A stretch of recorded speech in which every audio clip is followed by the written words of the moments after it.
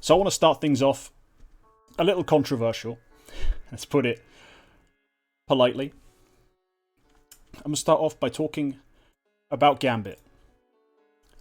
I don't think they're going to be any better than 5th best in 2022.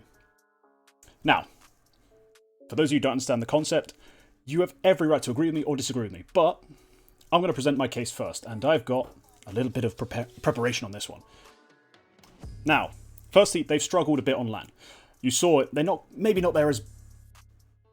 There's been a lot of talk about them being complete onliners. I don't think that's entirely true, but I do think they're going to struggle to recreate the success on the LAN environment, especially with those big crowds in front of them. They're really going to struggle. So, the reasons for this. Firstly, Nafny hasn't been impactful in the second half of the year at all. Like, nowhere near as impactful as he was in the first half, finding opening kills, finding multis. You know, maybe dying a lot, but finding those massive impact rounds, he hasn't been as good. Quack, I don't mind there being sub alerts, that's fine.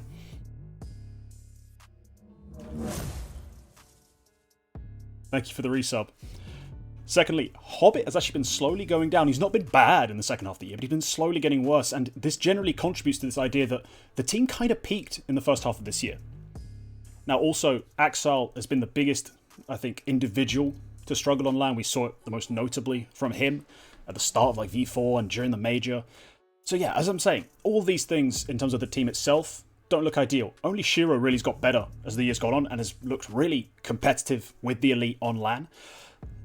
So I don't think they're going to be able to recreate their early form from this year and the early parts of next year. The other part, next year's going to be a lot tougher in terms of the competition. I've just got a list here of the teams I think will be expecting to challenge for the top 5 at minimum. So firstly, Na'Vi, of course, Vitality, G2, NIP, Heroic, Virtus Pro, Fnatic, Astralis, Furia, Liquid. Oh yeah, and then also Gambit. I don't think they're going to be top 5 in that sort of field. I think there are teams with more experienced players, teams with better developed lineups, and teams with, honestly, better performing individuals right now and going into next year.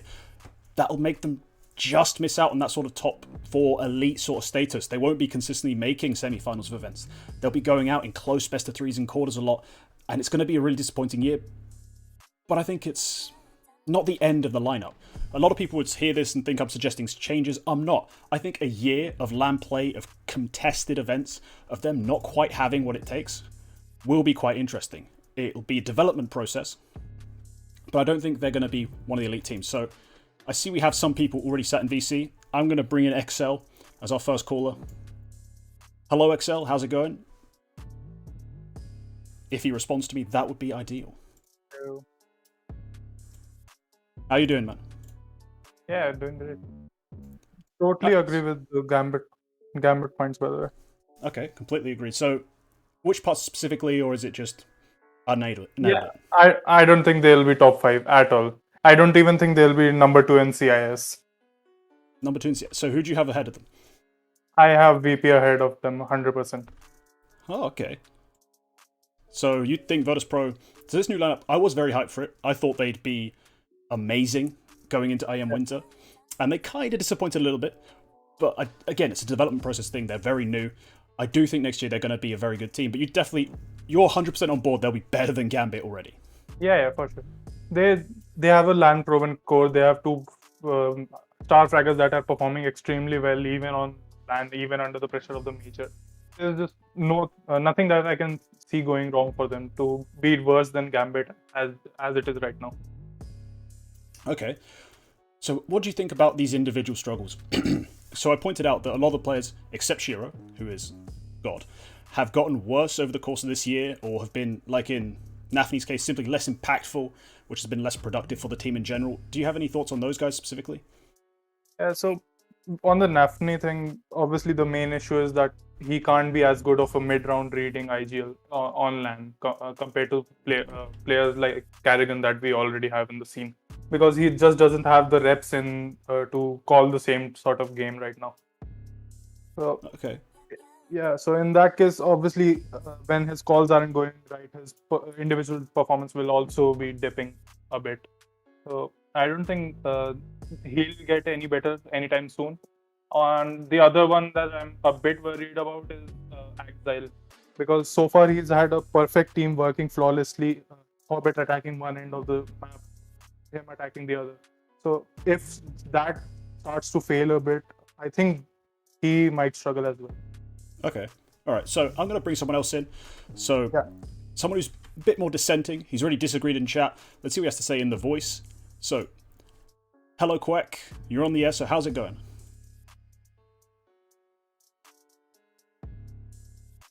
I have you muted.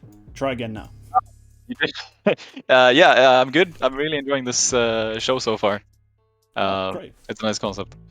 Well, yeah, so I was saying, me and Excel seem to be on the same page about the individuals not looking as good in the second half of the year, especially on LAN. Thinking about the competition like ramping up into next year, you seem to think they're going to be challengers, elite contenders next year. So talk us through your thinking. I just think that they're gonna evolve exponentially. Like, remember that these guys are still very early in their career. Like, next year will be their second year of tier 1 play. They only have, except for Hobbit, they all only have 1 year in the game, barely. And I think the evolution, you can't expect that they've hit their peak. I think this is all provided the team actually stick together, because the moment, somebody gets pissed or whatever, the team breaks down, somebody gets signed by another team or whatever. The moment that happens, then this theory sort of falls apart because it's a different team. But these 5, I would say that they're gonna evolve together continually over the course of the year and are only going to improve. And I think like something that really exemplifies that is just, you talk about how Nafany's calls are not going to be up to par. I think that Nafany as well is just going to evolve so quickly, because you just listen to these guys talk, their work ethic and like their mentality is just like I've never heard anybody else talk about. Like HLTV, I think, or Blast. It was one of the interviews at Blast, I think, where they were talking to Nafany and they were just like, yeah, no, we're not really worried. Like, are you guys worried about facing Liquid? Like, no, we're not. Were you guys worried about facing Navi? No, not really. Like, who cares? We're good. We're gonna be better. Pog. Like, nobody else has that. Everybody else, is always, maybe it's just media talk, I don't know, but like I've never heard it. It always feels like Gambit don't care about the game, but I think that's just because they are so focused on like their own game and nobody else, that these guys are just gonna, it doesn't matter that they're on LAN, they're gonna look at everything they're doing wrong, fix it, get better, and that's gonna happen continually over the course of the entire year. Okay. Well, I like your optimism, but I would like to point something out. Kind of my reservations when it comes to this team exponentially, magically getting better on LAN has been past experiences I've had watching young cores who are supposed to be amongst the best struggle to really perform and take games over the line on LAN.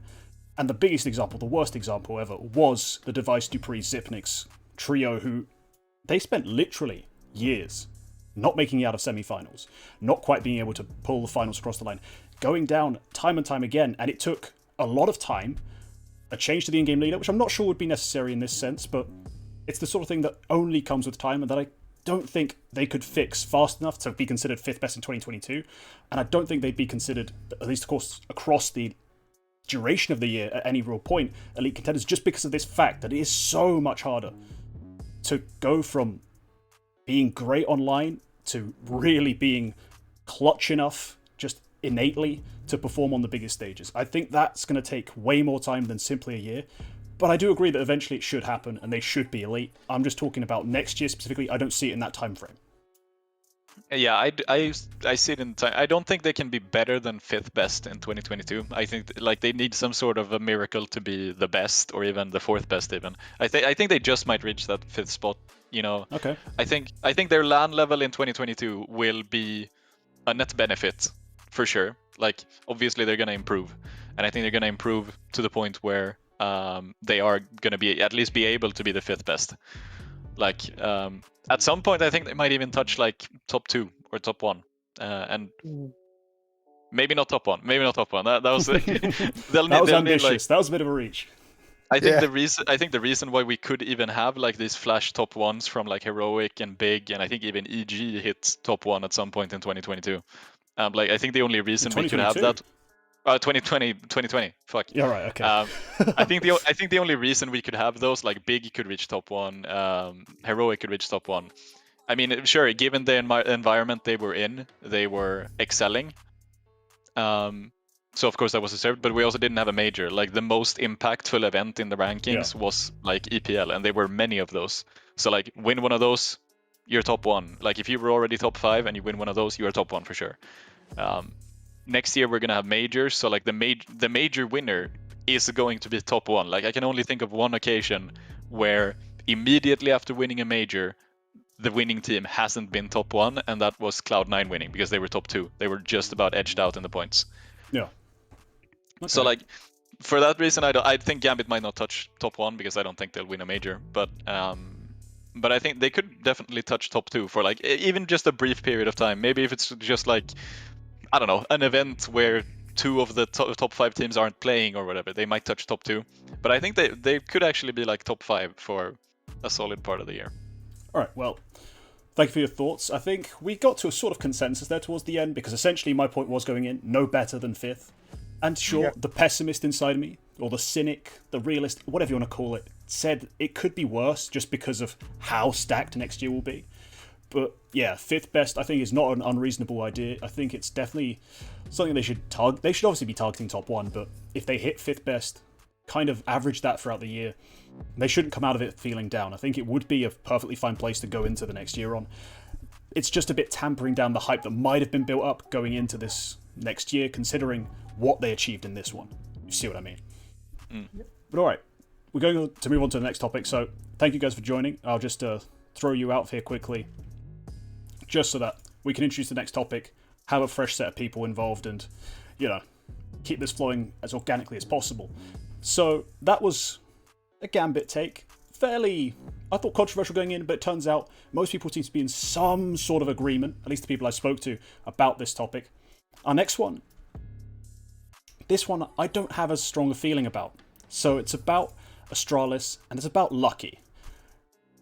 Now, it's obvious what the question's going to be. Should they replace him?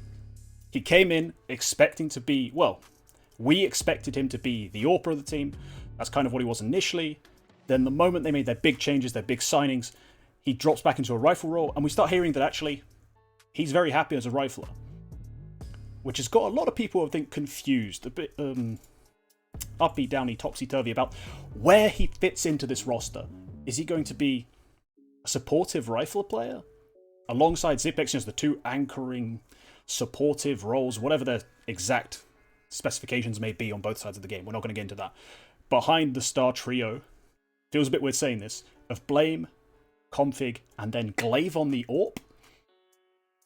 This entire roster is something we've not been expecting, I think, all year. When we expected Astralis changes, we did not expect this. So Astralis replacing Lucky. My personal opinion is no. I would actually keep him. I think he's looked serviceable. He seems like a willing player, a willing sacrificer of his own stats, his own positions to play for the team. I've heard that it's been realistically his idea of himself, his self-perception has not been as a dedicated AWPer for a long time, and I'm talking back before he was on big teams. He's not really considered himself a rifler. He just did it because he could and because the teams needed him to. So in chat, let me know, or in the Discord channel, let me know who wants to join in on this, who has some thoughts, because I'm honestly I'd go either way. You could convince me. If you told me a bunch of really explicit reasons why you do want him to be cut, go ahead. So XL, alright, I'm bringing you in. Alright, XL, you've got thoughts on this? Yeah. You've gone crazy. I've gone crazy. Yeah. In what sense? The only way they can keep him is if Glaive continues to perform the way he did at Blast Fall Finals, which is only going to happen if he Actually, it's never going to happen. He's not going to put up Zai. Yeah, he's not going to put up Zai simple numbers in every event. All right, so yeah, so no chance. If that doesn't happen, then you have to cut Zipnix, who's the other shit player on this team right now, and get an op in to replace Glaive. Which they aren't going to do. Can I just clarify? So this would be to keep Lucky, you'd have to cut Zipex to bring in an op. Yeah. Okay. Yeah. the trio of Glaive, Config, and Blame can work. That's not a question at all at this point. The Right. issue is that Zip and Lucky are both garbage right now, and one of them has to go for an offer. Okay. Short and sweet. I'll leave it at that, and I'll bring someone else in. So let's bring in Smirky. I see you're in chat. You've ruined the voice comms. Mulder, unmute yourself when you come in. But hello, Smirky. How you doing? And yeah, what are your thoughts on this situation? You are on mute, by the way. I'm sorry, I just feel outside you. I just realised I'd have been muted. Yeah, should replace him, if I'm honest. You think he should be replaced? Yeah, mate? Oh, wait, hold on. I have my... Got some technical difficulties, it seems. There we go, now I can hear. Sorry. Yeah, sorry, I think they should replace Lucky. As Glaive mentioned before, you're not going to become a top contender into this CS without a good AWP, with the exception of G2. But, they have Nico and Hunter, but mostly Nico. I feel like if you look at like the top 10, we have with Nabe, just a beast with the AWP. Zyru with Vitality, dominating. Shiro with Gambit, Device with NIP. Cadian's a bit hit or miss. James again a bit hit or miss, but he can still work. I feel like if you replace Lucky with Farlig from FPX, because he's now I think open or he's benched anyway from FPX, so he is available, and I think that would be one of their best options because he's had experience with tier 1 play. He's not completely new like Lucky. I don't disagree. Actually, Lucky was pretty good with the rifle. He is a bit of a Zipex role to him, but I feel like they can kind of clash a bit, or maybe Lucky wants to change some of his spots, but have to play some of those positions. But I feel like in the dream scenario for myself, I think it would be Blame F, Config, Glaive, Farlig, and Zipex as the 5 Danes. And I feel like they would be pretty. Once they get the system down and Farlig's kind of adapted, I feel like they can be like good contenders, especially with like Blame F and Config, entry duos or Glaive, call him. Yeah, 100%. That duo, Blame F Config, got me out my seat immediately. When I saw they'd assembled that, I thought, damn, that's a team. It still needs to be pieced together in terms of who was AWPing, because the moment they announced it, it wasn't made clear that Glaive would be AWPing, at least not to me. Maybe I wasn't reading everything. But I definitely thought, that will smash some people. The only questions we've had since then are, how do we make the rest of the team work? Because Glaive AWPing, is it going to be good enough? There's some question marks as to if he wants to do it long term. Yeah. Lucky, could he AWP? He doesn't want to. So it's a bit of a weird spot where you're like, who do you bring in? How do you make this work? I'm curious to hear, because most people are saying we need to cut Lucky, we need to bring in an AWPer, or we need to cut someone and bring in an AWPer. Is anyone on the pure keep Lucky hype train? Let Glaive AWP. I want to hear from if anyone agrees with that sort of notion. If Glaive commits to the AWP, I can see it working 100%. But my issue is that he doesn't look like he wants to commit to the AWP. Okay, Excel. We do have someone else who actually agrees with that. Yeah. So we have Quack and Ninja. So I'll bring in Ninja. So let's see what he has to say. All right, Ninja, how you doing? Good, thanks. All right, cool. So you said that you are on the Keep Lucky train. So please let me know your thoughts. Right. Hear me out. Right. Sim was initially a rifler, yes? Yeah, sure. Now, obviously, Lucky and Simple are very different in terms of skill level, playstyle, whatever. But I think what happened to Lucky was when he got brought up from whatever fucking shit team he was on before he joined Astralis. Tricked. Yeah, that's one. He lost a lot of his confidence. Like, facing against tier 1 opposition, his AWPing just wasn't up to par. Not necessarily with the shots he was hitting, but also just because, people flashed a lot better, there's a lot better team coordination. You're much more likely to get traded after getting one pick. But that just ruined his confidence. He went onto the rifle. Now, in his first event, obviously in his second event, Astralis got absolutely trashed. This is on the rifle. In his first event, he was brilliant. Some of the plays he was making, I remember one where he just got on top of the boxes on A-Site Dust 2 and just fought. and won against Twist. And that was just the confidence in that play and the skill to back it up. I think that means, and plays like that show that Lucky has the potential to eventually transition back from the rifle over back to the AWP and main AWP in Astralis and be an incredibly good player. Once he's gotten his confidence back, played a while, gotten more used to tier 1.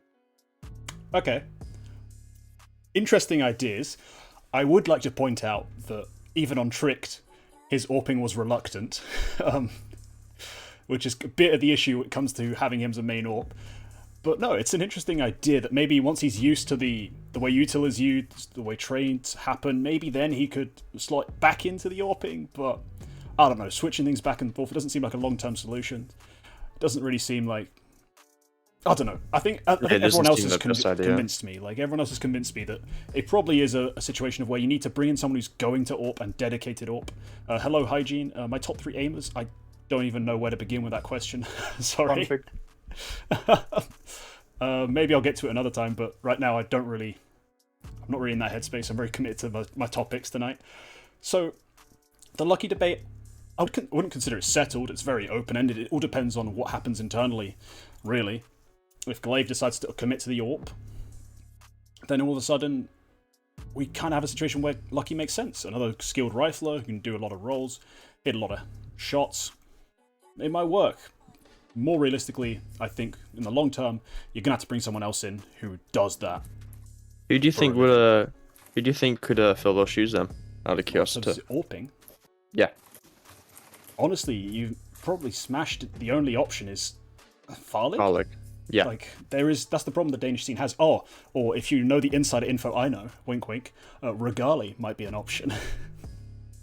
But that's not really a realistic prospect for now, because he is still playing at an academy level. I wouldn't bring him up straight away. I think Farlig is the only option you have, and as Quack seems to think, he's not good enough. So actually, I want to bring Quack in on that.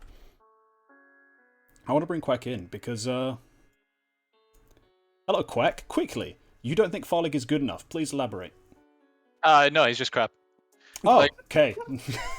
No, it's flat out. Like, Farlig is like the most sensible option, and like maybe Lucky isn't a better AWPer, but like, you know, in that event, you would be moving Glaive into Lucky's current roles, and you would be removing Lucky and like putting in an AWPer. Like, I don't think Farlig is going to cut the AWP for Astralis. Like, FPX was at best a lower tier 1 team, and he was barely even keeping up. Like he was doing fine for like FPX tier games, like lower top 30, maybe lower top 20. He was fine at times, but like he wasn't even I think he was like I would say he was like the 3rd or maybe even at times 4th best player of FPX.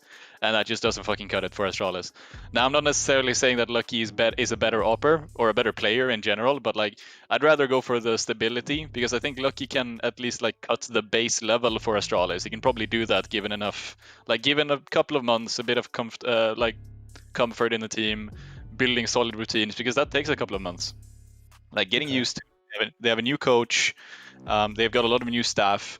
There's a lot of like support behind Lucky, so like keep that stability. And then, you know, should another opportunity arise, like if there suddenly is, you know, maybe if Farlig gets another team and suddenly he's good, or like somebody else pops out, somebody else who's like young, or like a Danish fucking Zaiwu, I don't know, or like a new A-core, but actually good. Then important caveat. Yeah, important caveat. A-core before he joined Mouse. A good A-core before he joined Mouse. Then just pick him up. Like, you can always just cut Lucky. He's not on a long-term contract, and then you can make the change then. But like right now, you gotta keep Lucky, and like for the foreseeable future, keep Lucky. Okay. Well, actually, I'm quite happy with that. Can I jump in a sec? Sure. Quickly. Make it quick. Yeah, so you just said that Farley isn't good enough to cut it for Astralis, and then in the same breath went on to say that Lucky in 2-3 months will be good enough to cut it for Astralis. Astralis, by the way, with the core they have, should be a top 5 team in the world. Yeah, he might be. Like, he might be good enough. Yeah. But like, you know, in the role that he is right now, not as an AWPer. I don't think Lucky could cut it as an AWPer in 2 or 3 months, but maybe like cut the base level as a supportive rifler in 2 or 3 months. Cool. Okay, well, So as I was about to wrap up on that topic, I think it's quite an interesting, very open debate still. I'm just going to quickly get rid of the people from the voice chat. No offense, lads. Love you long time, but makes it much easier for me in the next topic. So, we're very open-ended on this. I think there's a lot of opinions going either way. A lot of it comes down to really what happens internally. What Glaive decides, how they decide to actually go about building the core, building the roster, and developing themselves long-term. Yeah, there's still a lot of things that remain unanswered for us as viewers, as fans. But I think it all comes down to what Glaive decides. Because Glaive is the leader of this team. Glaive is one of the greatest IGLs in all of CSGO history. You know, he's got his majors. Let him have his team, let him make his decisions, and we'll see what comes of it. But glad to see a lot of people having different opinions about that. Very, very interesting topic to bring up. So, up next, we're going to go into a bit of a weird place. Somewhere I'm sure you didn't expect me to go on CSGO All Chat. Valorant. Should CSGO copy it more? Now, hear me out before you all start screaming. There's a reason I'm saying this. The topic I want to focus on, just in terms of CSGO copying Valorant, is game changes. We lost, if you think about the players that we lost in terms of the CSGO pro scene to Valorant, it was mostly whatever NA players. Like, who cares? Right? Especially, for the most part, it wasn't the elites. It was some, but it wasn't all of them. What we did lose, though, was almost the entirety of the top-level female CS players. Now, I get it. A lot of people don't give a crap. But in terms of cornering the market, and in terms of being long-term competitive and growing, I think game changers, or an event similar to it, would be good. And I think that involves listening to the female pros, because they've been asking for exactly game changers for quite a long time. In terms of an event where it's slightly mixed, so you can have like 2 men on a team as well as 2 women, or 2 males and 3 females, things like that. Things that allow them to be maybe a slightly more competitive with like tier 3 men's teams, allows them to practice at a higher level, allows them to get used to that. But that's the sort of thing Game Change is supposed to be in terms of an event. It's supposed to allow women to compete in a higher level setting, and it's supposed to develop the women's scene more. Doing this sort of thing, Valve sponsored, would likely bring in more female pro players and likely bring some of them back. I'm not guaranteeing that, but it will also develop the ones we already have who have decided to stick with CSGO, make the tough choice and actually stick to the better game rather than the game with the most money. Appreciate it, all of you. So yeah, that's what I'm saying. Game Changers would be an interesting idea, I think, or something, a rip-off of Game Changers would be an interesting idea to try and develop the women's scene a little more and try to grow it as well in terms of the quality as well as the quantity of players.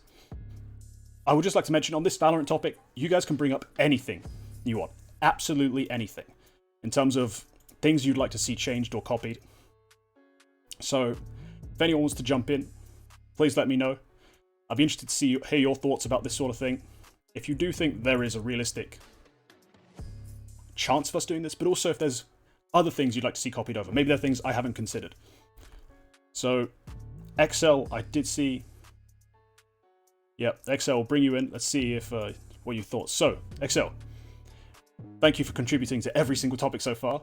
Valorant, what should we copy, if anything?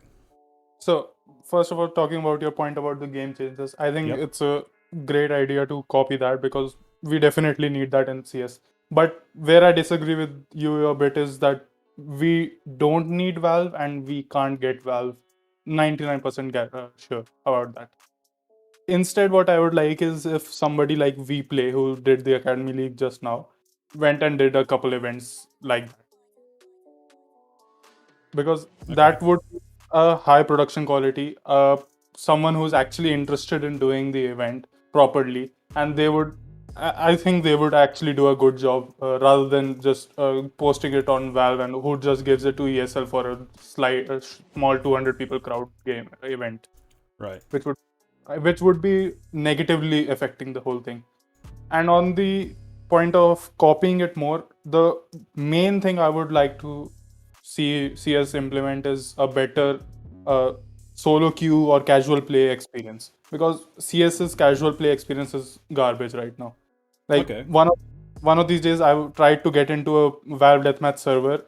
Everyone on that server, there were 3 players and the rest were bots. all of them had 1000 ping.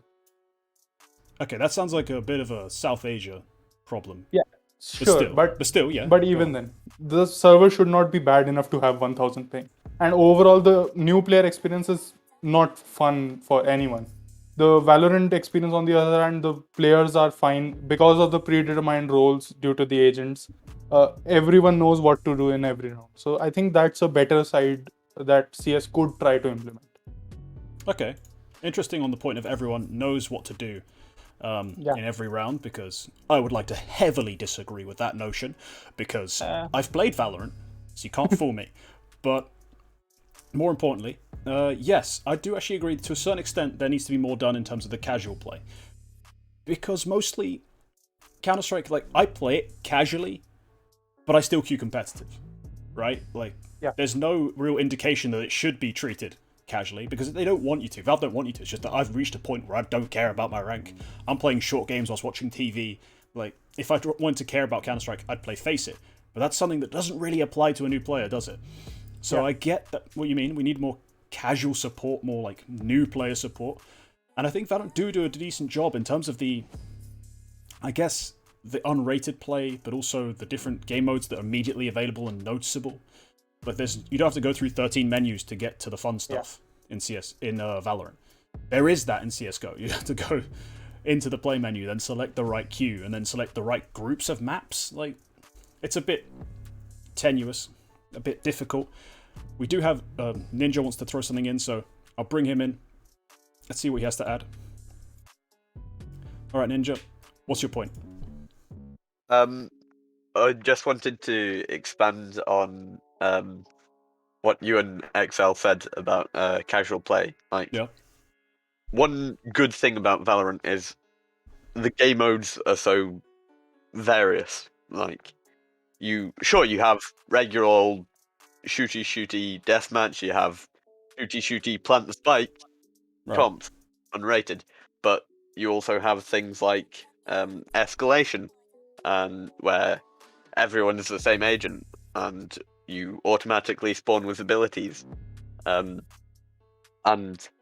a recent video by 3 Clicks Philip had this, like, made a point of there are various game modes that Valve could implement, like the Red Bull Flick type of game mode. Like, an incredibly cool event. Loads of people watch that. Loads of people love that. Mm-hmm. Something like that would be brilliant in CS. And Valve definitely have the capability to, like, design the code and implement it, because random people were able to do it, and Red Bull picked it up. Something like that you could very easily put into CS, and it would just do wonders for the casual experience, like you and XL said. Yeah, I think part of that also is because there are specifically casual game modes in Counter-Strike, but not only is it a little harder to find, they're also not fun. Am I going crazy? Like, Flying Scoutsman just wasn't fun. When was the last time you played Arms Race that wasn't for a mission? Never. I never do. Even when I'm queuing with, like, my really crappy friends, we'd either play Wingman or straight up casual just because we want to kill some time and we want to play Counter-Strike. We're not actually that invested in it. We don't actually enjoy the game that much. It's more like, haha, I got a 1D. Like, it's not the game being enjoyable. It's just we're playing Counter-Strike in whatever way we can that isn't rated. And that's a bit of an issue, I think. We do need, like, the Red Bull Flick would be a great example. There's more game modes, like other games we could rip off, actually. Side note, I don't know how many of you have played Splitgate. They have a lot of really fun, like, basically Halo rip-off game modes. We're here putting their stickers in our game, Halo that is. Why not take some of their game modes? You know, play some King of the Hill, some Red Bull Flick, but, like, you know, with like 5 people in each team, just to make it a bit more chaotic, a bit more silly. Introduce special game modes for, like, rocket launcher stuff. Like, I don't know, just silly crap that will just make a casual player feel like sticking about a bit more, and then they'll go, what about this ranked thing? Like, let's be real, Splitgate is hype. Yes, I agree. Splitgate is so fun. I've played it more than Counter-Strike the last, like, month. If you exclude demo viewing, which is all I do in CSGO. But yeah, casual experience, I think, a great point a lot of people have brought up. Not as many people seem interested in game changers, but generally the consensus seems to be that yes, it would be a good thing to get that sort of thing back up and running. I do like the point, though, of not relying on Valve to do it. Now, it is asking a tournament organizer to essentially guarantee themselves taking a massive loss on a tournament, because rarely in the past have women's exclusive tournaments succeeded financially or succeeded in terms of viewer numbers. I remember the DreamHack Showdowns, where the grand final between the two best women's team of all time had like 3k viewers, and I'm sat there like, this does not justify the 50k prize pool, like, at all. That being said, if they go for it, if we provide them some incentive, like if Intel used to sponsor those events, the only reason they ever happened was because Intel was throwing money at them. If you can convince a sponsor like that will bring back these sorts of events, bring back a lot of the viewership, bring back some of the hype, maybe they'd be down for it, but it's quite a hard thing to convince them. I do like the idea of WePlay, though. WePlay do a great job producing events, and I think they can make an event fun to watch, no matter how invested people might be initially in the teams playing. Like, the best women's squads right now who are left, because a bunch of them have just departed, aren't the biggest names, especially because some of the individuals who departed from the best teams were the big names. But if you can market it right, you can make the event enjoyable to watch, I definitely think there's a space for it right now in CSGO. So I'm wondering, anyone else have any other things they'd like to bring up? So we've talked about casual play, we've talked about the game changers bringing back some elements of women's Counter-Strike to the forefront and to like the mainstream. Does anyone else have any other ideas for things we could take off of Valorant? So I'd be curious to hear. Seems like the anime CSGO is run dry. That's alright. Some interesting ideas. I definitely think that that's a good point, though. The casual play aspect is something Valorant does a lot better, and that we could definitely look to improve upon. Thank you guys for joining in. Thanks for the contributions. We're going to move on to what might be the most controversial topic of the night. Maybe not with everyone, but I know someone with a bill and webbed feet might have some issues or some points to make with this. Like, this might ruffle some feathers. Some very ducky feathers. Entropiq need to make changes. Well, it's going to come down to one change eventually. But either way, I think Entropiq needs to make changes. Now, I've had this specific argument with Quack, who was the person I was alluding to, in the past. I've again got my prep for this one because, yeah. They are currently ranked number 10 in the world by HLTV. That's just completely ridiculous. They are not a top 10 team in the world. Now, they won't even be close to that. Close to that in 2022 with the way the competition's going and with the way they've been playing. That's just not even remotely viable. Now, what do they lack? They lack rifle play. Not just elite rifle play, which they definitely do lack. They don't have an elite rifler on their roster. They lack just consistent, solid rifle play from map to map. Now, if you look at their rifle core, it's supposed to be Forrester and Crad as your two big fraggers. Now, Forrester has moments of brilliance. Like, his aim can be insane. Most of the time, it isn't. That's kind of the issue. Crad is also supposed to be sort of playmaker to try and create openings, create space. No, they don't have that. That's a shame. And then their supportive riflers in Nickelback and Lackey. Yeah, there are moments where Nickelback is surprisingly good for an IGL, and Lackey is like surprisingly impactful for a really like supportive element. But are those four riflers really going to make you a top 10 team long term? No. You need at least one of them to improve. Now, if we're going to make an argument for keeping both Crad and Forrester, we have to be swapping out Lackey. There needs to be something to bring this team up a level. There is no one on this side who can go out and get himself a frag, no matter what, on the rifles. The only person who can consistently generate opening kills, like clean, efficient opening frags, is Elian. And even then, he's not the best in the world at it, and he's not good enough to make them a good enough team in terms of that level next year. Just him by himself isn't going to be enough. Every team in the top 10 has players who can go out and get their frags. This team lacks a rifler. They're just a rifler short. My suggestion, and it has been since I first brought this topic up, is to go and get Mir. A lot of people don't like that idea, and I cannot for the life of me figure out why. Against elite competition, he consistently gets multi-kills, he consistently gets opening kills, he consistently does what elite riflers have to do. This team, statistically, in the last 6 months, is one of the worst teams at finding opening kills and finding multi-kills. And they are the worst team against the top 20 at trading. There is so many things this team needs to improve, and one massive step in the right direction would be to cut, in my opinion, for the long-term health of the team, Crad, and bring in Mir. I'm willing to hear people's options, people's opinions.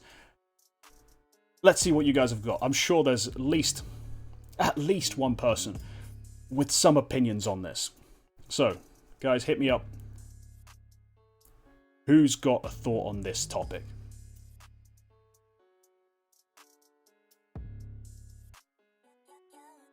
I'll take a resounding silence as me being completely right, and that no one else could possibly ever disagree with this take, because it is pretty simple, and I think, in my opinion, pretty explicit that this is the way to go forward. Alright, here he comes. Okay, Quack. Let me have it.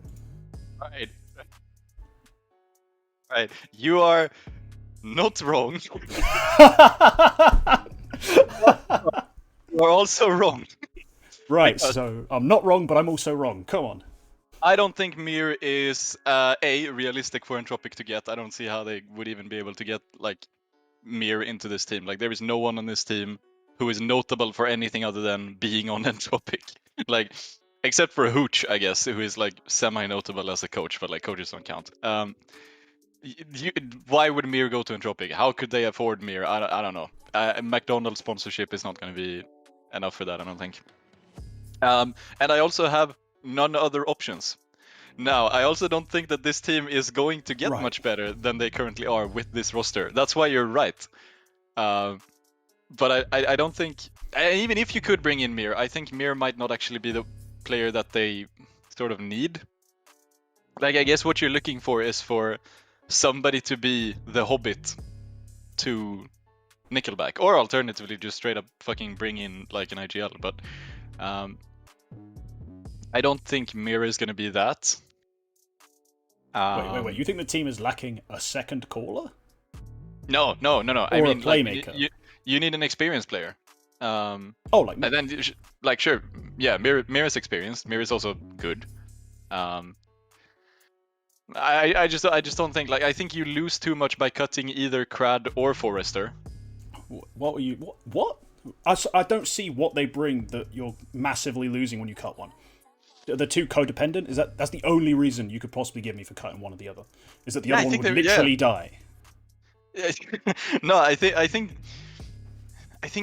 it's like, I think I tried to explain this the other time, that you bring in Mir for Forrester, then either Mir, has to play a slightly different role where he might not be comfortable, or you simply lose like Forrester's qualities. Forrester is the entry fragger of this team right now. You say they need opening kills, right? Mir can get opening kills. Well, whoever you cut, you're like the weird thing is that Crad finds opening kills on CT side and Forrester finds them on T side. So whoever you cut, you're losing opening kills somewhere. Not really, because you're bringing in Mir, who does it better than either one on either side. He's especially notable on the CT side, which is why I said Crad. But either way, I see it as an improvement. Where do you see Entropiq going with Mir? I see them at least being competitive in next year's mad dash to the elite top 5 teams. Like, they're currently completely clapped by everyone who's rushing for that. Every roster that I listed earlier in that Gambit discussion would obliterate this team next year because they just aren't good enough. Sure. So they could be Ents but Russian, basically. No, Ents have not been spectacular. Ents have not been competing really this year. They've had moments where they've looked dangerous and that have gotten me excited because I've made videos about 2 of their players and therefore get excited every time they win a game. Yeah. But realistically, they haven't been that. They've been really outside of it. But if you think about the team they should be aiming for next year, is to be, at minimum, competitive and making it deep in the weird... It's hard to say, like, quarterfinals, because our tournaments are structured in a complete mess, right? It's a complete shit show. But they should be aiming to get the occasional top 4, consistently top 8, at elite events, and this roster will get smashed in groups because they'll have to face two teams better than them by a long mile. I don't think Mir would improve the team to that degree. Like, if he couldn't do that with Spirit, he's not going to do it with this team. Because Spirit just flat out weren't doing it. Like, Nickelback is a worse IGL than Chopper, I guess. I don't see any reason to believe that, to be honest. I've got to be honest. Okay. I've seen Entropiq play good Counter-Strike. They have lacked elite rifle play. Mir adds elite rifle play. I'm not saying they're going to be one of the best teams in the world next year. I'm saying they'd have to be making this change to be competitive at a top 8 sort of level, like amongst these teams. I'll grant you they'll get better with Mir, but they would also need, further changes if they're actually going to be like a top team. But all right, you could cut both Crad and Forrester if you wanted to. I said changes. I'm fine with it. What my actual take was going to be was just you sort of need to make changes to become better. Otherwise, you're going to drown. There's not really a change you can make that is going to make them like super good. So just keep the roster and let them die, and let us have these moments of glory where Entropiq is a top 10 team with this roster, because I like this roster. that was going to be my take coming into this. Right, you like the roster, let it die in a glorious fire. Okay. If I'm gonna say something like, okay, Excel, I'm sort of stealing this from Excel, but I like bringing in either Magix or not but SDY alongside Mir, because then maybe, I guess, if you were to replace both Crad and Forrester, but I also don't think that Crad nor Forrester really have done anything that warrants their replacing. They're alright, like, sure, they might need to be better, but like, I would probably sooner replace Lucky before I replaced those two. I'd be okay cutting Lucky for SDY or Lucky for Magix even. I don't care. I just think they need more. And yeah, the primary change I've been suggesting this entire time would be Mir coming in for Crad. Then alongside that, cut Lucky. Alongside that, if you really wanted to, cut Forrester. I think Forrester's a player to keep. Forrester stays, yeah. But Crad and Lucky for me are the two obvious cutting options if you want to make a better team. If you want to make a team that's even vaguely competitive at the same level they want to be next year. Who do you bring in for Lucky though? Like, you have the entire market of Spirit players right now. Who do you bring in for Lucky? My first choice off the top of my head would be SDY. But I can honestly, in my heart, I want to say Magix because his mechanics are so gloriously beautiful, and he has played a bunch of roles that honestly seem like he could do borderline anything. Like, if you bring him in, give him the year and mold him properly, or give him the year, give him time within the team, he could play any role. So pick one, restructure the team. I don't care what you have to do. Yep. It makes sense to me to just upgrade the players and then fix the roles. So I'm sorry, we're not prioritizing Nickelback's positions, are we? Like, bung him. Let's be honest. He can take a 0.98 rating if it means the team wins. I like the roster of... Yeah, okay, you've actually successfully convinced me. I like Alien, Forrester, Mir, Magix, Nickelback. And then maybe, later down the line, you might be... Maybe you want to bring in Chopper. Like, maybe... I don't actually like Chopper. I just think that Nickelback isn't that good either. But maybe he is. Right. I don't know. Like, how about Jerry? Barely seen him play. I'm conflicted about Jerry because... I have these moments where I think this dude is literally the dude who would save CIS CS no matter which team he went into. Like, replace Boomage with this guy, you have five more Navi majors. But then I also look at like Force's track record and the players that he's had access to, and it's like he had over a year with like the exact same roster of Exipower, what else was there? Exipower and Flit. And then like Almazer and Facecrack, yeah, they're kind of crap, but they're also like, at the time, they were like good enough. And like you had it over a year with that roster, and the best you could do was like, I don't even know if they reached the major group stage in Berlin. I think they just about missed out. I'm pretty sure Dream Eaters were the ones who knocked them out. Are you talking about the old Fours roster Jerry had? Yeah, exactly. I think it was a pretty trash roster, to be honest. Yeah, oh yeah, they didn't even like man by man, like going into Berlin, those were a top 15 team, I remember, because I was only just getting back into like being a hardcore CS fan, and I was like, Fours, I've literally never heard of any of these guys. And then I looked in the ranking, and they were like, yeah, these guys are kind of high up, they should do well at the major.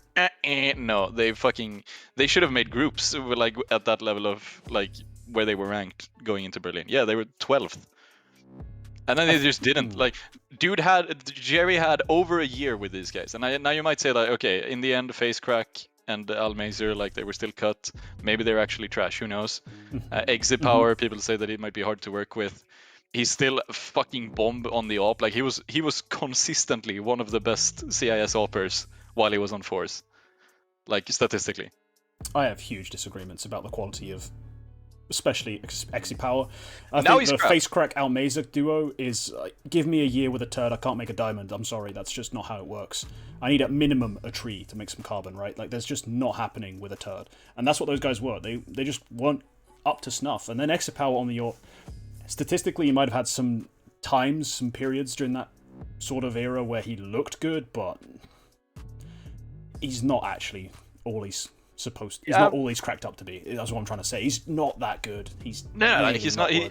I'm not even sure Exit Power would be a solid tier 1 opera, but he still averaged 1.17 on Forza for like over a year. Actually, almost. Yeah, he was on there for like. Holy shit, he was on there for 3 years. He averaged 1.17 over 3 years in one team in almost 1,000 maps. Like, that's pretty fucking cracked. Meh. Like, you might point towards whatever the fuck. Like, he's good. Like, dude is obviously, he's got something. I think he's a tier 2 farmer. I don't really care for him. I just feel like they did absolutely fucking nothing with, you know, a lot of good pieces. And at that point, I'm like, so Jerry might be shit, but then he also, you know, you have these flashes where like, oh, this dude is really good. And everybody says he's really good. Everybody who like talks to him says this guy is like, everybody who plays with him talks to him. Everybody says, yeah, this guy is a genius. So then, yeah, I'm conflicted about Jerry. All right. Well, I'm not sure how he ended up spending so much time on Jerry, but I enjoyed it. I genuinely think that I don't know. Jerry's one of those players where I think if I saw more of him with players I rated, I'd have a better opinion. I think like that's sort of where I am with him. I think I saw some potential when he had Kenzie and Flit and Zorte, that sort of trio of young guys. I was like, this team really dangerous. Like, they made a climb into the top 15, which means far more than it did 2 years ago. I'd like to also point that out. We have the level of competition hasn't necessarily increased at the top, but we've kind of gotten squished in that, like, the level between like 15th and 40th it's not actually that big of a jump anymore. It used to be huge, and in 2015 when I started watching the game, it was a cavern. It wasn't just big, it was ridiculous. But yeah, this is an IGL I've seen do some stuff with some young players. I just need to see more with bigger names and bigger brands before I put all my faith in him. I don't think there's really an IGL change to be made in Entropiq, though. Back on course. I don't think there's an IGL change to be made just yet. I do think their biggest problem is, the rifle play. Later down the line would be the IGL replacement in case you need it. Because in the same way that like I kind of don't think that maybe Jerry just doesn't cut it in tier 1. Like, everybody at the time when Boomage was like ultra crap in 2020, everybody was saying, oh, minus Boomage plus Jerry or plus Chopper or whatever. Like the IGLs who were finding success in CIS teams. Okay. But then, you know, I think Jerry might not even cut it for tier 1. And in the same vein, I have doubts about Nickelback cutting it in tier 1. If you want to make Entropiq like a solid team, so then maybe later down the line. But like, initial change, okay, I could see Mir being brought in. Okay, well, thanks for chiming in on Entropiq. I knew it was a topic that I could get an opinion out of you at the minimum. Turns out, I love right, Entropiq. of course. I'm joking, but yeah, interesting discussion to have. I think CIS is the only real wellspring of talent outside of Denmark at this point that's consistently churning out these talents. And now I want to do something a little different. So, Quack, I'm going to leave you in here for now, and I'm going to drag people in as and when they want to join, because I'm just going to talk about a bit of a free-for-all. We're going to talk about just the day's Counter-Strike. So we've had a couple of games already finish. Just today, we had G2 NIP and then Vitality Astralis finish almost immediately. But then also we had yesterday's games of Gambit and Heroic playing, Na'Vi Liquid. I want to hear some takes about this Liquid, like, this finish they're having, this flourish at the end, where they did just go and beat Na'Vi. And then let's talk about the future, I think, as well for Liquid. What could they potentially do with this new roster? Because, of course, XL's down to hype Liquid. XL, I know you're a Liquid fanboy. I was going to bring you in, of course. But I'm already very excited. We've got Elysian Naf as the duo of NA Rifling Dreams. Sure. How many majors? But, you know, they do have a lot of hype, a lot of power. Hello, Imrish. And then the combination of adding Nitro, Shocks, and then OC, I have very big questions. So I want to hear everyone's opinions. I'm going to start with Ninja. So Ninja bringing in apparently a Na'Vi fan. He's got Defecto Perfecto as his profile picture, so of course he should have some takes about Na'Vi. So let me know, what are your thoughts about yesterday's game, losing 2-1 to Liquid? Clearly, simple. I can't think of anything. He downloaded Word.exe by accident, and he had to like make sure that he couldn't be indicted for cheating, and just lost the game on purpose. Clearly. Can be considered information from Ginja's side. So your theory is that Simple threw the game because he didn't want to get accused of cheating. Yeah, exactly. Well, that's the first time I've literally ever heard anyone propose that. Literally ever. Wow, thank you for blowing my mind. I didn't realise that was an option in terms of why Na'Vi lost. I mean, there's literally no other, like, just think about it. This Liquid versus this Na'Vi. Like, come on. What other possibilities are there? They finally found their Adderall stash.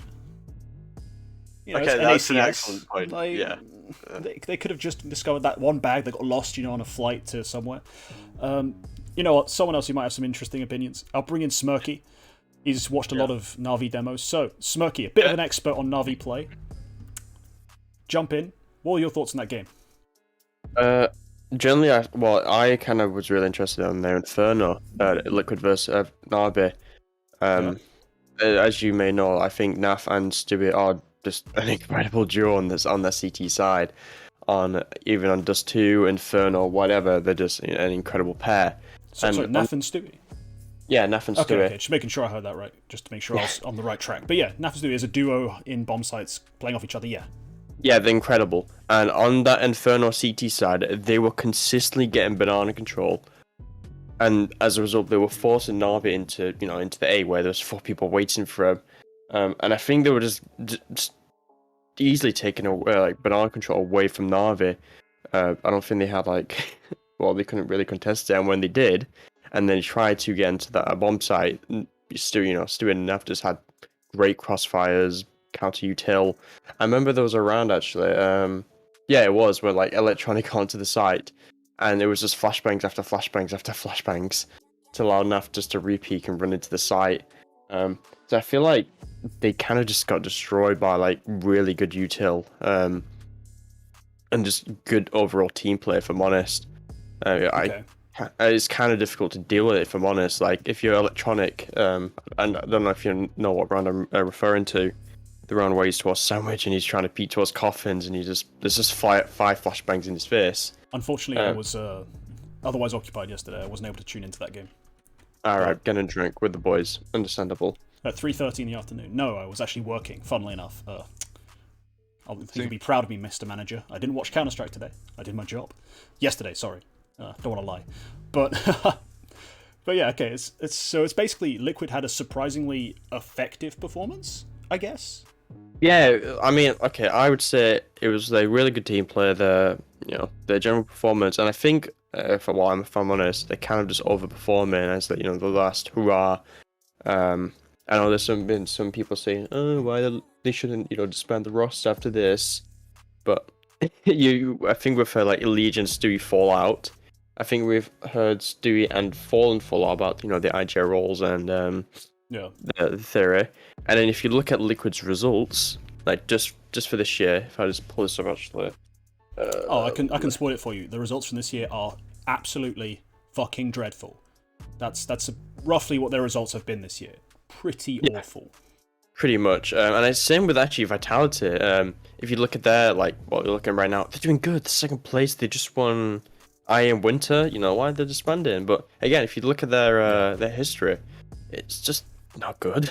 It's papering over cavernous cracks. Not just cracks. These are massive holes in their year that they're having slight little bits of, positive finishes to the end. Just a cherry on top of this gâteau of shit. It's not really good enough to make up for the rest of the year, but it's a nice way to end these rosters. Yes. I'm really not putting too much stock in it, really. Like, Yes, like 4 groups 2021, 7th and 9th.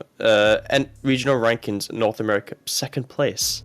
Like, realistically, they should, should be battering these teams. Especially because Yeah, there's been so many... Like, the only other contender that ever was an NA RMRs after EG died, or... It was Furia, right? It was Furia. And Furia this year have been a broken team. So, the fact that they actually managed to lose an RMR to Furia, which I actually predicted and gambled on, because that was so big, because Liquid have been so bad. It's been one of those years where Liquid have just thrown it away. They made a big move that made no sense to me at the time, and that turned out was terrible the entire way through. Let's move on, though. We've talked about the game. I'm going to bring in XL, because I'm sure he's itching to scream about it. I want to talk about this new roster for Liquid. And, of course, XL, go ahead. Let loose all your positive energy. What are you feeling about next year? Oh, no. For next year, the biggest thing that I'm happy about is Nitro. Now I know everyone's going to go crazy with that he's coming back from Valorant. We don't know if he's even going to be as bad as he was previously. The thing is, there's two factors in here. Valorant, first of all, is a much faster twitch shooter sort of game. So in that case, his reaction times would be actually better. And from what I've seen of him playing on 100 Thieves, he has been pretty decent as a fragger, even if his util and all aren't the best in the world. So I think he'll come back to CS with a newfound passion as well, which was clearly missing when his IGL role was taken away, his opping role was taken away. Everything that he had been practicing for and training for the last 2-3 years had been taken away from him. So now that he's coming back, he's going to get all his stuff back. Not the op role, but I don't think he is going to. So I think he'll be much better than he was right before the heal. And also because they are going to have OCN, I think shocks can actually work. As long as OC is not completely garbage, as long as he's even a 1.0 rating player, I think the roster can work. And each are going to get their numbers 100%. That's good. Yo, T, what's your opinion on that? What? That was cruel. That was cruel.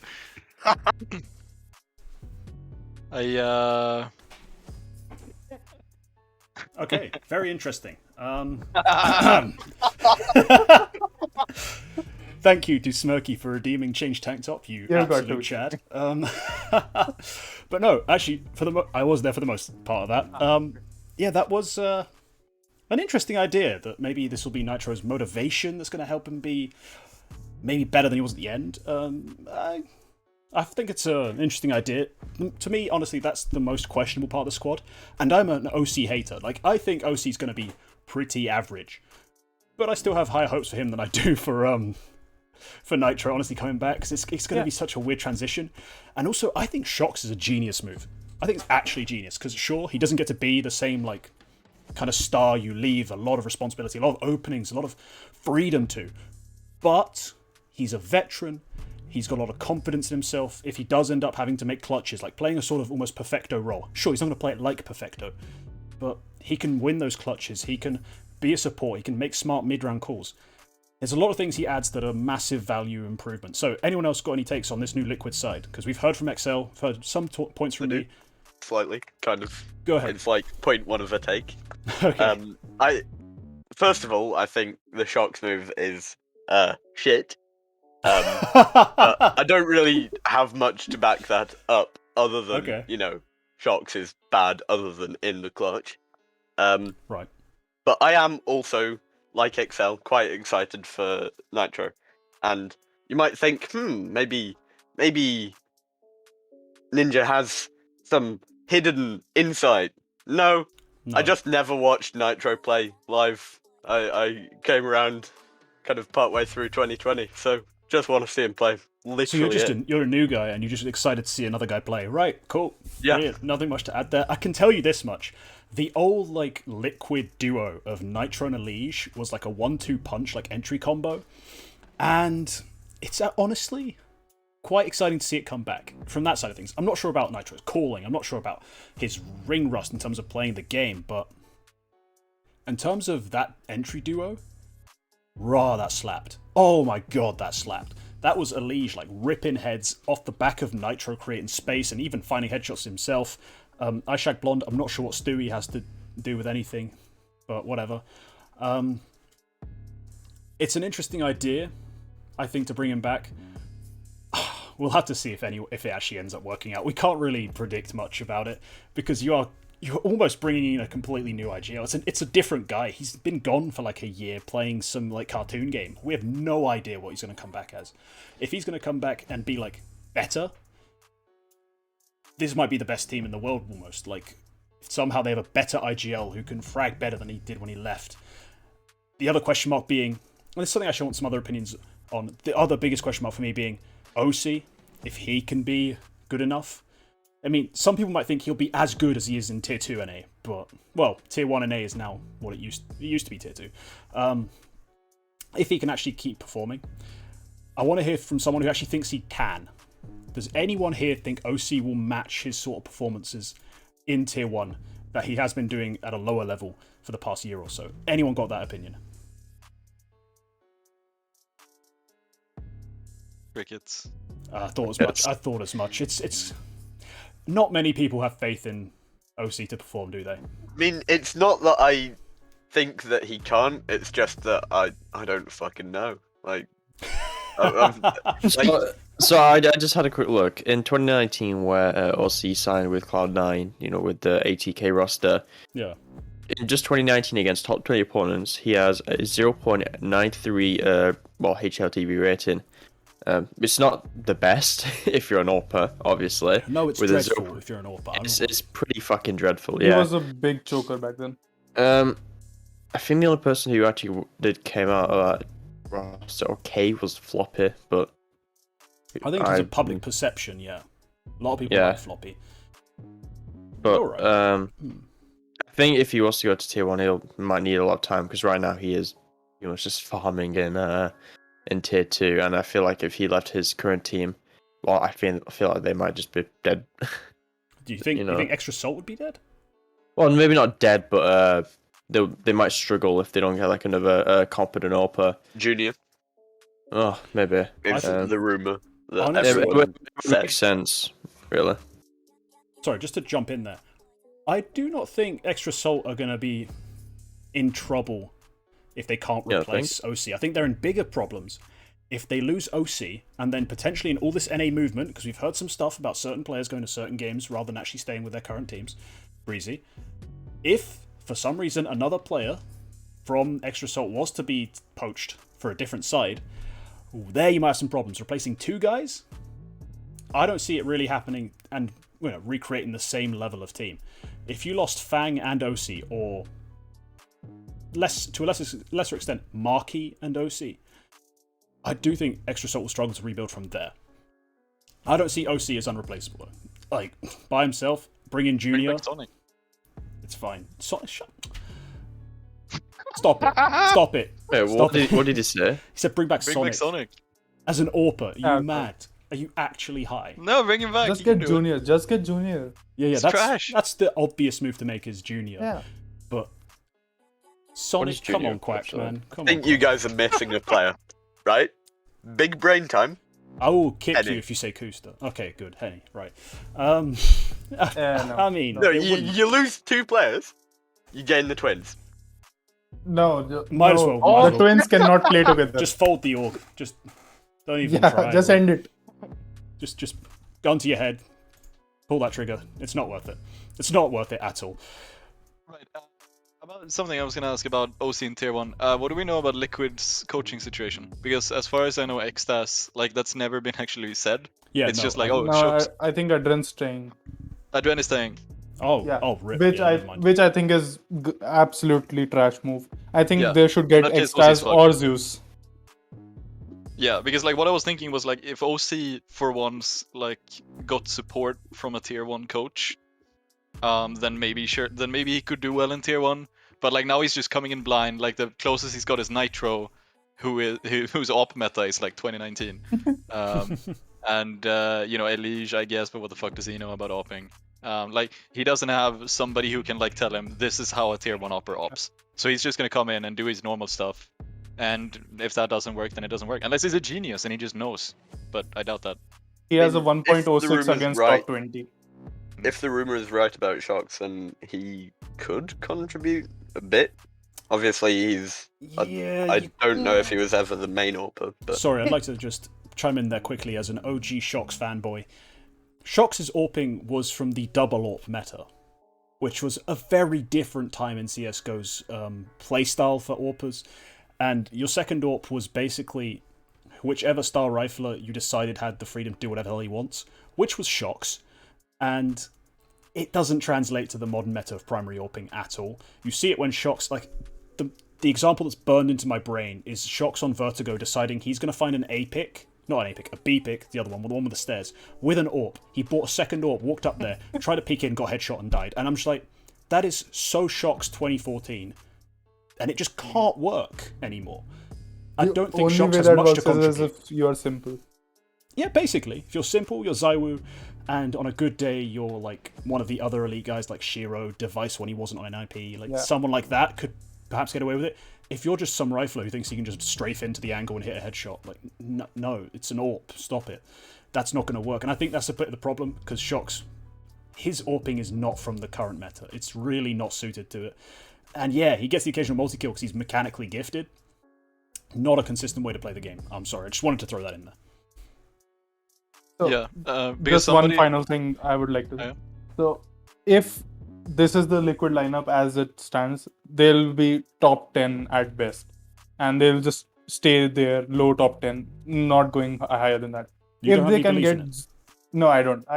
Okay. I think if they can keep Stewie in place of Shocks, then it can work. As when Shocks is coming, I'm a huge Shocks believer, but even then, I don't think the team works. And overall, if they can get Zeus in, the Brazilian Zeus, who taught Nitro how to IGL and has worked with all the amazing players that he has a career with, I think then this team can be top 5. Okay. Yeah. Okay. Can I got a point about how OC might work if Adren is not staying. To bring this back to Elian, who we mentioned before, going into the major, a lot of people were pointing out that Elian did not have very good LAN stats. He had actually a bit, like, compared to the stats he was putting on online, he was pretty trash on LAN. Like, I think he averaged 1.04 or something. And then he came into the major and he was actually good. And you were like, okay, Elian has finally gotten over like that LAN performance. Like, Elian actually, I think he was a top performer in his team comfortably. Something to mention there is that the PGL major was Elian's first LAN overall, not even just like tier 1 LAN, just LAN in general, with Hooch as his coach. So I think like a coach, having a good like tier 1 level coach behind you is a big difference for an opera, like making the transition from tier 2 play to tier 1 play. With Adren, no, fuck no. But like with Xtas, sure. Okay. So in the right context, it's just one example. Sorry, what was that? With Xtas, yeah. Smokey. Does Xtas actually speak English? Because I've heard it. Yes, it's not. Yeah, does Xtas actually speak English? That's what I'm saying. It's not brilliant, but he speaks English. Like, he's good enough to communicate his ideas. Shocks, to be honest. So I guess.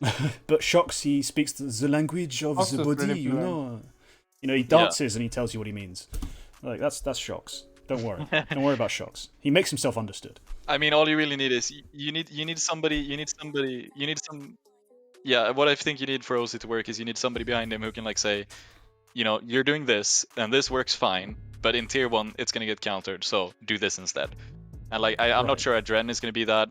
None of his teammates are really gonna be. That's not gonna be their responsibility, and like you need somebody behind him to do that. Okay. Anyone else got a quick point to make? Because otherwise I'm going to end it there. Just going to cut it off. Anyone else want to jump in quick? Nope. All right, good. Well, thank you to everyone who tuned in. I came up with another idea how Na'Vi lost. Oh, God. Okay, quickly. Just one more possibility. Right. Think about it. Think about how in the past couple of years we've had all these reports of sex offenders at the highest level. Don't worry, I'll tie it back somehow. What the fuck? Right? Think about it. Liquid. Oh, what's the word for it? They spiked Na'Vi's drinks. All right, yeah. Right, okay, and on that bombshell, On that- I'm gonna just remove everyone from the VC.